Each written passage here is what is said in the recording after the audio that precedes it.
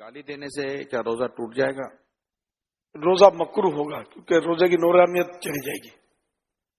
مسافر پہ کیا روزہ رکھنا ضروری ہے؟ مسافر جو شرعی مسافر ہے تو اس کو اجازت ہے کہ وہ روزہ نہ رکھے، اور اگر سفر آسان ہے تو بہتر یہی ہے کہ وہ روزہ رکھ لے۔ اور اب سفر آسان ہوتے ہیں، ہوائی جہاز میں کوئی محسوس نہیں ہوتا، گھر میں اے سی ہونا ہو، ہوائی جہاز میں تو اے سی ہوتا ہے، چلنا پھرنا پڑتا ہے۔ ایک شخص کی سحری کے وقت طبیعت صحیح نہیں رہتی مگر دن میں طبیعت اس کی درست ہو جاتی ہے، تو اس حالت میں وہ کیا کرے، روزہ رکھ لے؟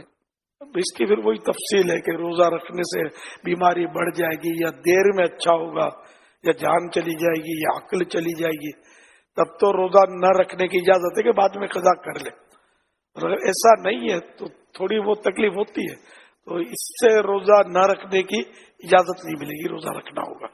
پھر یہ بھی بتا رہے کہ دن میں طبیعت صحیح بھی ہو جاتی ہے